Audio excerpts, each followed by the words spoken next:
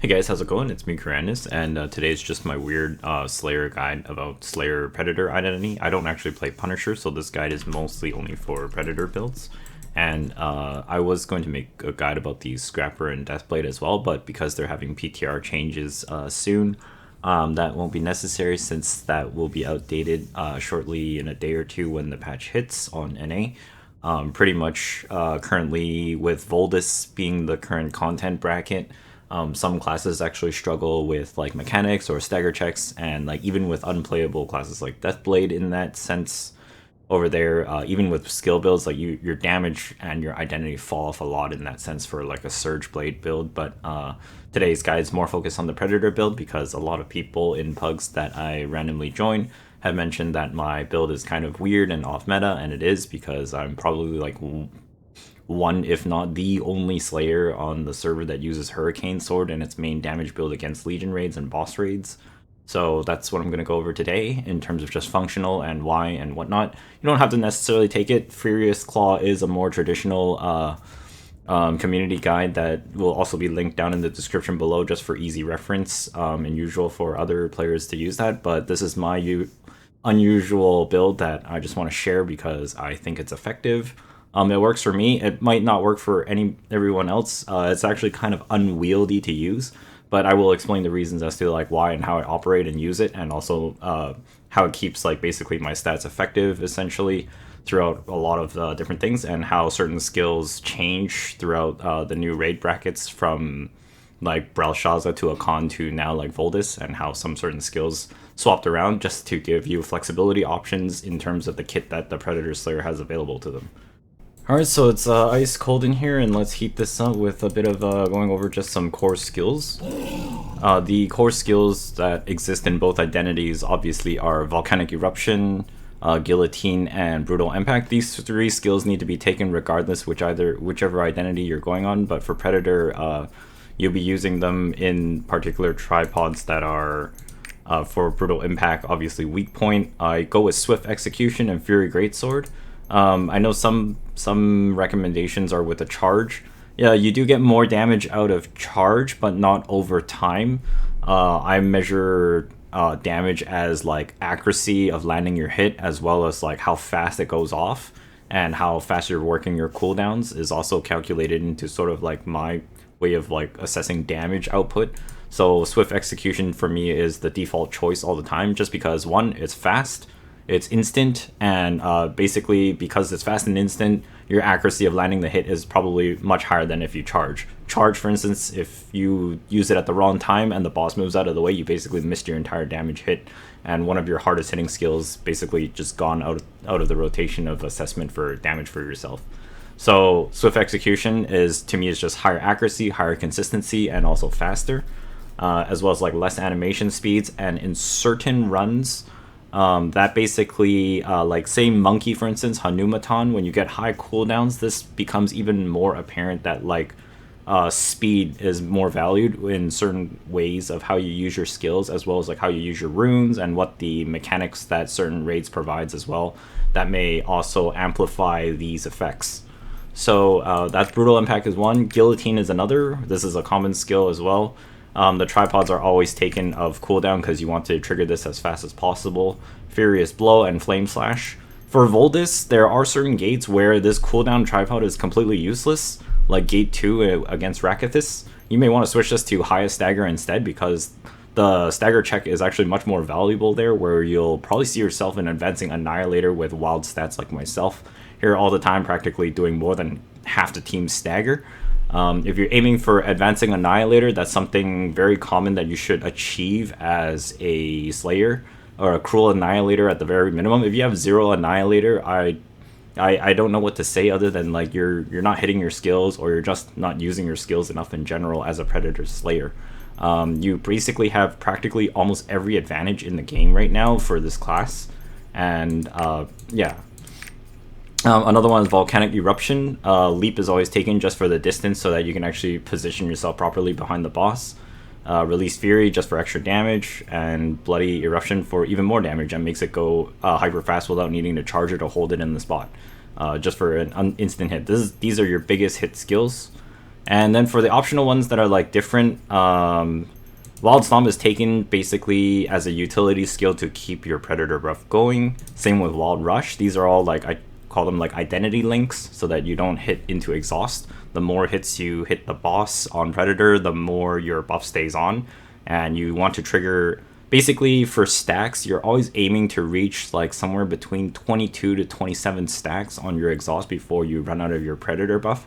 That basically brings it down to around anywhere from a 4 to 8 second exhaustion. If you can make it to 30 stacks, that's very impressive. That's basically like S tier uptime. And that basically, when that runs out at about like 30 stacks, your cooldown for the Predator buff is only like 2 to 3 seconds. It's almost like non-existent. So if you can reach 30 stacks, which is the goal, that's like crazy wild uptime, and you've basically been hitting the boss like non-stop for every second that you're allowed to recharge like a portion of your identity buffs before it runs out. And it depletes faster and faster the longer it's on. So that's why like reaching 30 stacks is impressive. 25 is like usually really good. 20 to 22 means like there's possibly some windows missing, or you took some hits or whatever, or the boss ran away. Under 20 is like timing or just like boss knowledge linking is just like poor or missed in general. There's always a lot of different ways to link your skills continuously to keep hitting the boss, even through like mechanics and whatever, to keep your buff charged. And you sort of want to know which threshold of stacks brings your exhaustion to what like time setting, because sometimes you do want to purposely lose your exhaust so that the exhaust goes through like a damage reduction phase where you have to do mechanics against the boss, so that by the time the boss finishes the mechanics, the buff is up and ready to go again. So you're always at maximum like effective output for combating a boss.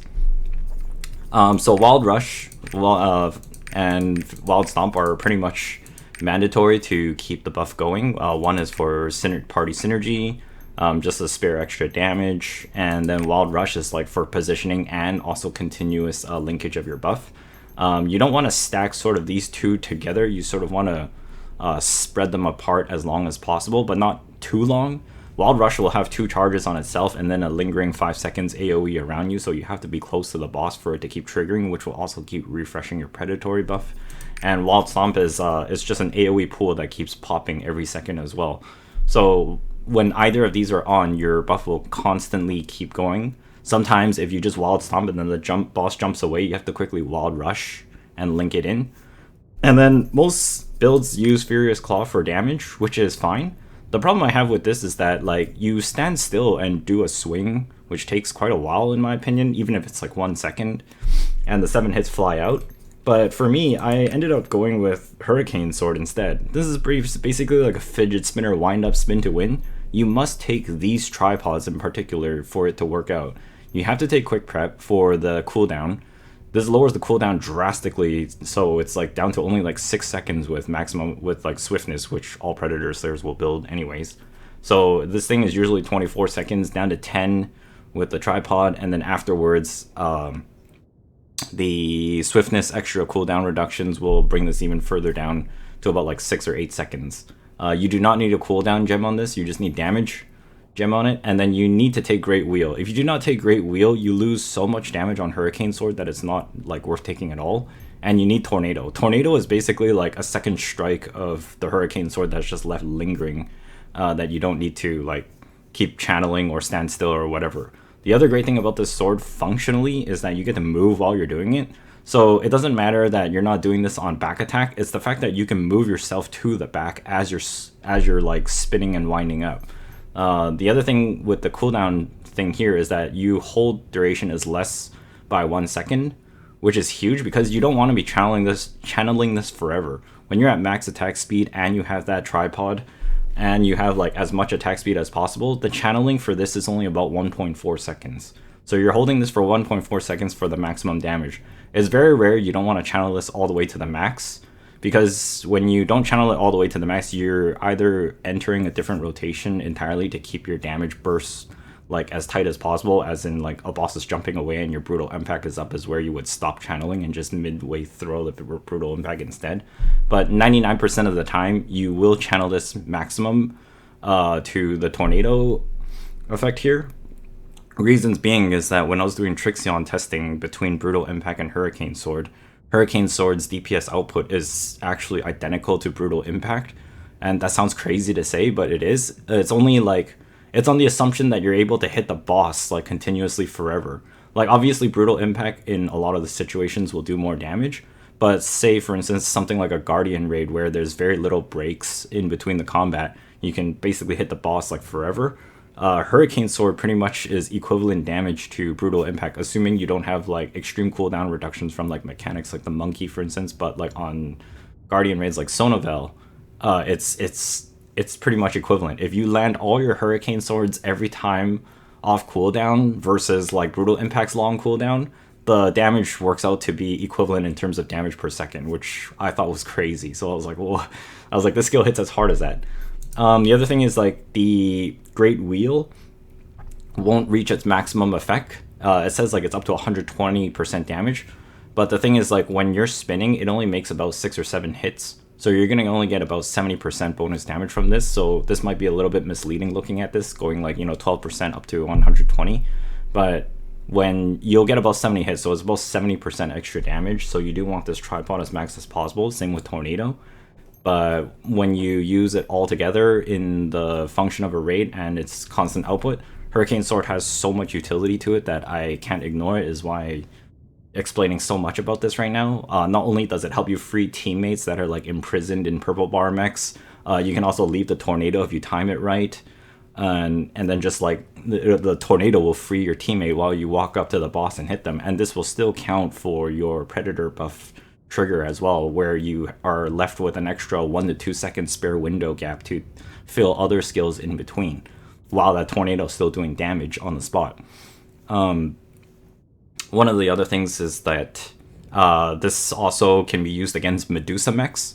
So you can actually spin at the boss not looking at them and still be doing damage to them while they're channeling a Medusa, while the rest of your team actually has to look out and you don't. You have to look out, but your spin basically still hits behind you essentially because it's a 360 attack. The other thing is like you can move while doing it. There's like no stutter in between. It's super smooth. The only stutter is at the end. And the tornado launch moves your character forward by about 1 or 2 meters just when you throw it off. So it does move you forward slightly at the end of it. You can spin on the spot. You don't have to be moving at all, actually. You can just be spinning like a ballerina on the spot. This is great for stuff like Brel doing knockout attacks with the yellow swings in Gate 4. You can just stand there in the safe spot and keep spinning, and then just make sure that you don't move forward into the yellow danger zone at the end of it, or just stop channeling before it maxes out. But you do want to drop the tornado.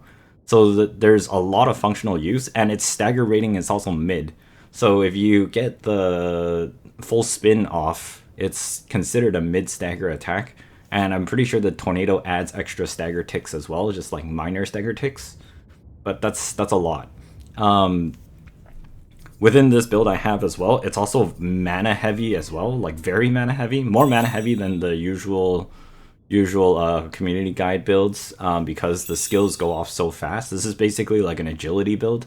It's agility in the sense that all the skills come off extremely fast. Like there's no slow hits here or like any wind up hits. Everything is meant to go like really fast.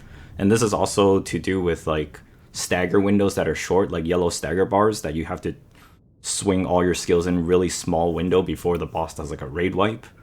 So it does work for those as well. And punishing draw is like the other one. It also serves as an extra counter. This is a DPS tech and a counter tech on top of Wild Stomp being a counter tech. It's just more reliable as an extra counter. So you have 2 counters in this, and you'll still do like very good DPS. Fatal Sword is a utility skill as well as like a minor damage skill. This thing hits about 20 mil. And those are basically the skills I take to practically every raid now. Before Fatal Sword, I used to always take Mountain Cleave just because this was like a cone snipe skill and it left like a lingering burn damage that did add up over time, as well as like it was fire element, so certain bosses take extra damage from this. And it's also because this thing had a cooldown tripod, so it was actually shorter cooldown in general than the Fatal Sword with a cooldown gem involved. But after Voldis came out, I had to flip it over to Fatal Sword, simply because the weak point level 2 and the stagger high was like way too good to pass up now.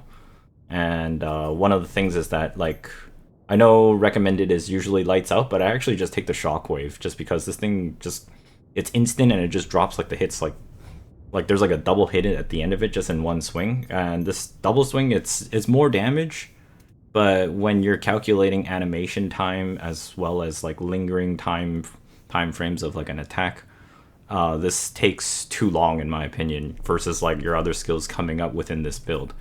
Other skills that other people take are probably like final blow or other things like that, but to me these skills take too long is why I don't take them, as well as like they don't serve too much of a function in my opinion, because it's just like it's just a damage skill that doesn't provide any other utility to your assistance in like mechanics or counters or things like that. That's why I have punishing draw instead.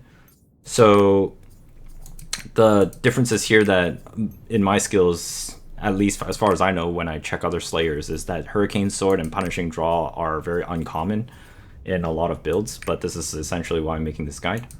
And yeah, fatal sword is the main difference here, is that I take the shockwave tripod. I go rage, I go weak point detection and shockwave. I don't take tenacity because I don't expect myself to use this in a dangerous situation or to parry a boss's knockdown with it. I find that to be ineffectual, and you're going to be in your burst mode 99% of the time as a Predator Slayer anyway, so you always take this tripod instead of the Enhanced Strike because that also slows it down by a lot. Flip between like Gale Winds or Overwhelms for Fatal Sword. You can go Overwhelm if you want like Giga Hell Smash stagger levels, but it's not too necessary unless you just want to flex an Advancing Annihilator status at the end and get MVP 1, because you'll basically dominate MVP 1 spot because of the Annihilator stat compared to just having Cruel Fighter.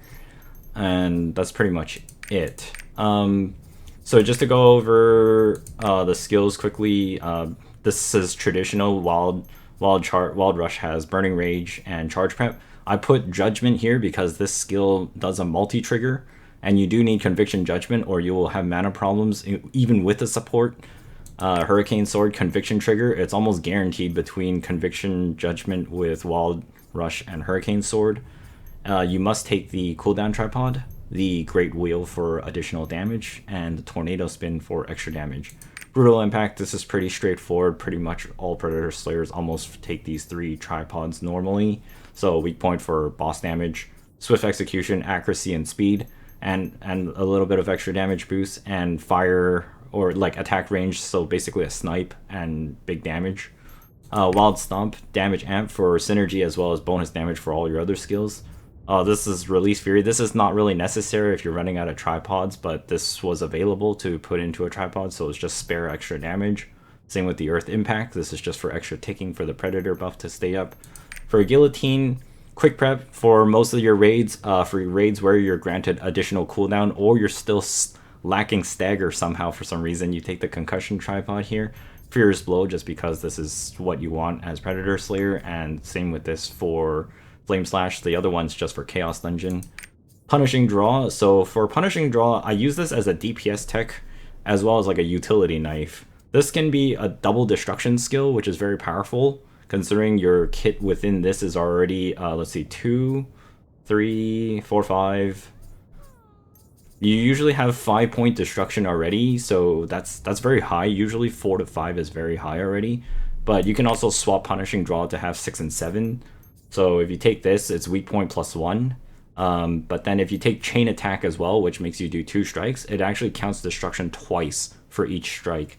So it's actually like 6 and 7, which you do want to take Chain Attack here. So this tripod is going to be advanced just for that 3 meters. This makes countering very accurate for Slayer, and this skill is much faster than Wild Stomp by like half a second or like a 1/3 of a second, which is important because some of the counter checks in Voldis are like smaller and smaller and tighter. Release Fury for just pure damage and Chain Attack. And then you also want to level up the tripod for weak point enhancement, because the difference between Release Fury and weak point enhancement is only 15% outgoing damage. But in trade-off, you get 2 destruction point hit on this skill, and it's relatively short cooldown of 18 seconds. With swiftness, as well as like a cooldown gem, this basically goes down to about like 10 seconds, if not even less if you have Judgment Trigger. So it could be like 9 or 8 seconds. And this thing hits about like 20 mil. It's like 10 to 12 mil times 2, because it hits twice, and it's really powerful. I don't know why more Slayers don't take this. It's fast and it's good, and it also causes mid stagger as counter. It's also a back attack, so it does benefit from entropy, and it's just good in general. So say for instance, if there's a corrosive bomb thrown off in like a destruction check, this everything gets improved by +1. So brutal impact would be weak point 3, guillotine would be weak point 2, punishing draw would be weak point 4 essentially, because it would be 1 + 1, 1 + 1 per hit. So that's 2 + 2. So it's going to be weak point 4, which is enormous. And then Fatal Sword is going to be weak point level 2 + 1, which will be 3. So with a corrosive bomb, your destruction window just goes like crazy out the window. And you also want to learn like a fast destruction combo for certain bosses that have a small destruction window, like Firehorn and G3 of Voldis. And punishing draw into like Fatal Sword is why I have these particular tribods, is why it was tuned to take these skills in this direction. Is because like that window is small, but this gives you like a huge amount of destruction burst as well as like stagger burst in the entire like rotation of skills. Like Volcanic Eruption for stagger is like one of the last skills I used for stagger combos, unless I precast it and time it like right as the stagger bar shows up, because this is like one of your slowest skills. So you usually don't use this for stagger until like the end or at the very beginning if you're able to precast, and other times it's just if it's available and everything else is unavailable. Fatal Sword, as mentioned, is just these tripods like Raid for damage. This is for damage against bosses, and then Shockwave. I measured this against Mountain Cleave or other options. Is pretty much equivalent DPS. When you take the lights out, it is more damage on the skill itself, but over time it's like you have to trigger an extra animation, which makes it feel really slow, and you're also locked into that position for a while.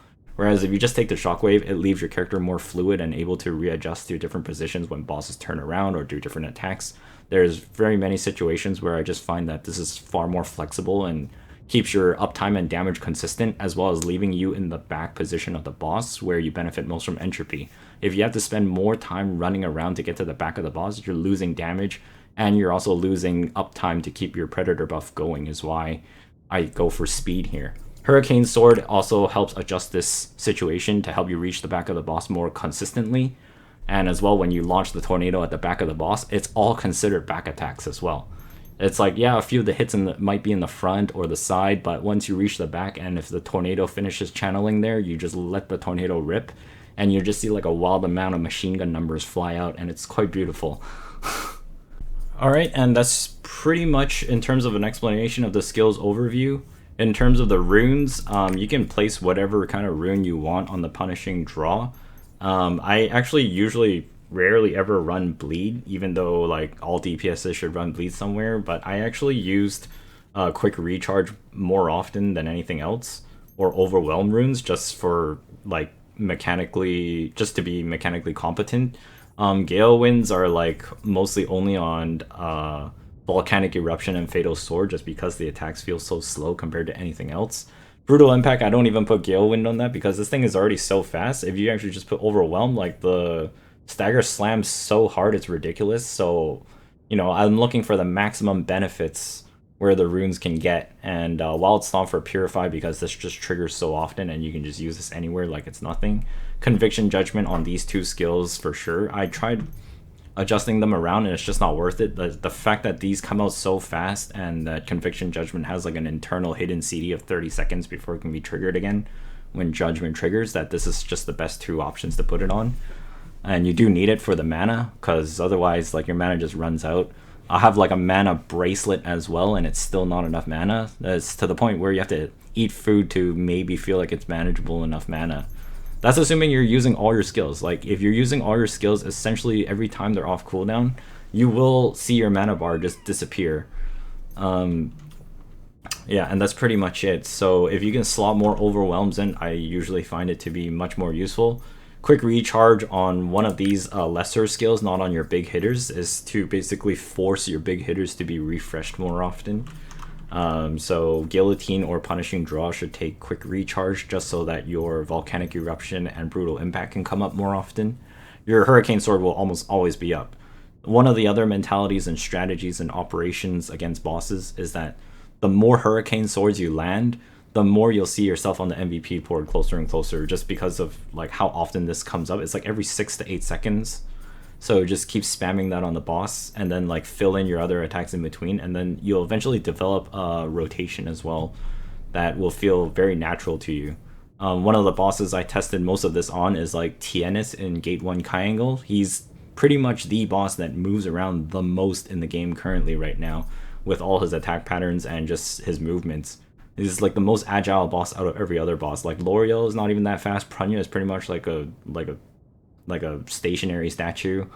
Akan doesn't even move that fast. In Voldis, most of the bosses don't move that fast. Like Kyrandis is basically the uptime like test god in a real environment. Pretty much it. Engravings, there's not too much to go over. It's pretty traditional. It's like your identity, ambush master, grudge are mandatory. Mass increase, pretty mandatory because you get all the buffs from your predator buff anyways, and you don't really lose in attack speed. Raid captain because you're like capped out move speed, and adrenaline 1 or 2 if you can, because the bonus crit rate just makes your damage go up so much higher from the identity. Stats is just as much swiftness as you can, and then pad like as like extra crit if you can off of damage lines on bracelets like precise.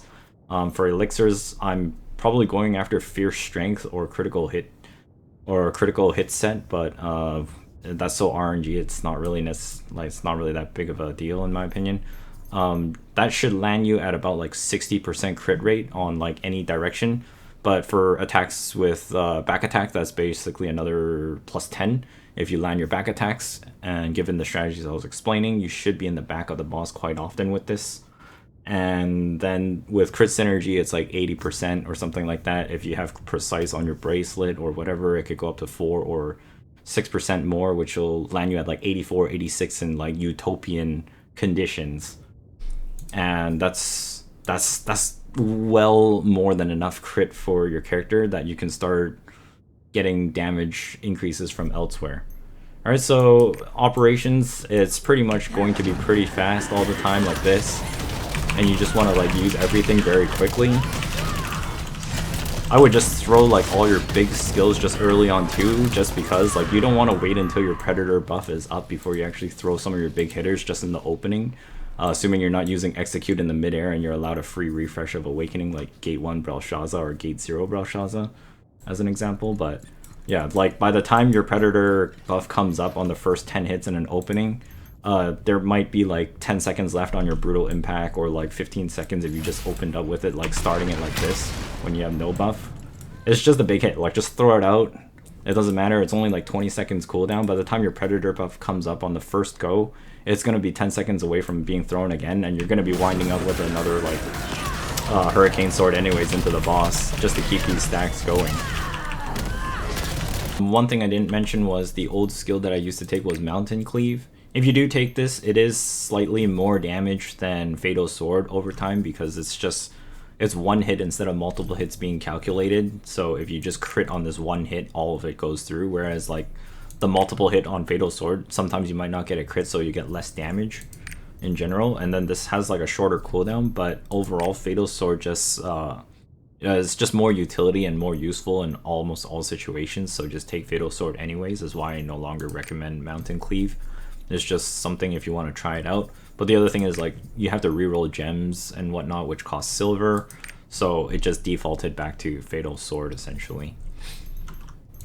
And that's pretty much it. So yeah, just always try to like maintain this exhaust buff fatigue up to like 20 stacks if you can. Usually it should last pretty long.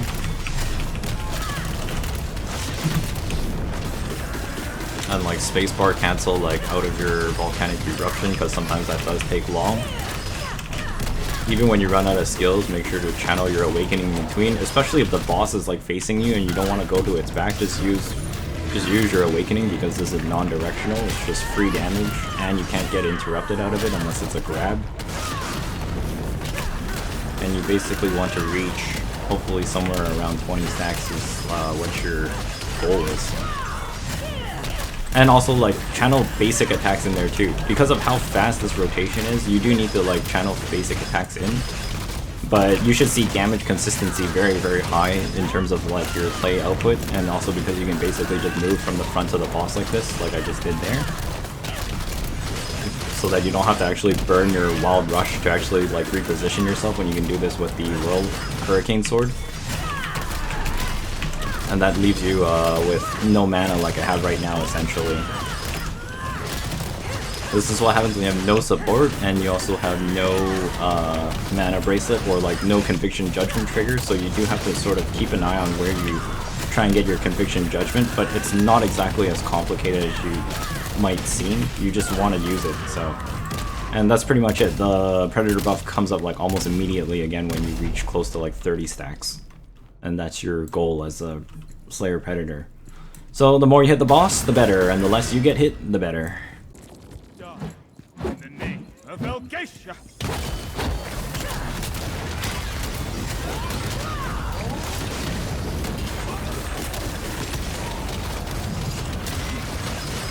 Seriously, dude? You guys have vendetta against me when I get the eye.